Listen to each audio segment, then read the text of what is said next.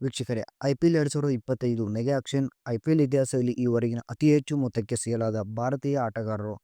Indian premier league 2025ರ mega ಹರಾಜಿಗೆ ದಿನಗಣನೆ ಶುರುವಾಗಿದೆ. ಇದೇ November 24 ಮತ್ತು 25ರಂದು ಸೌದಿ ಅರೇಬಿಯಾದ ಜೆಡ್ಡಾದಲ್ಲಿ ಬಹುನಿರೀಕ್ಷಿತ ಮೆಗಾ ಆಕ್ಷನ್ ನಡೆಯಲಿದೆ. ಈ 2 ದಿನಗಳಲ್ಲಿ ಒಟ್ಟು 574 ಆಟಗಾರರ IPL ಭವಿಷ್ಯ ನಿರ್ಧಾರವಾಗಲಿದೆ.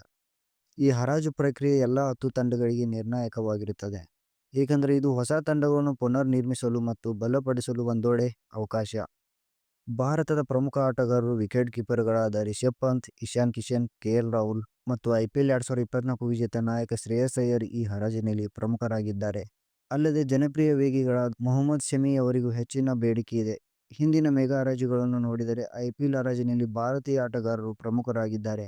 ಹಾಗಾದರೆ ಮೆಗಾ ಹರಾಜುಗಳಲ್ಲಿ ಅತ್ಯಧಿಕ ಮೊತ್ತಕ್ಕೆ ಸೇಲಾದ ಭಾರತೀಯ ಆಟಗಾರರು ಯಾರು? ನೋಡೋಣ ಬನ್ನಿ. ಈವರೆಗಿನ ಮೆಗಾ ಹರಾಜಿನಲ್ಲಿ ಅತಿ ಹೆಚ್ಚು ಮೊತ್ತಕ್ಕೆ ಸೇಲಾದವರು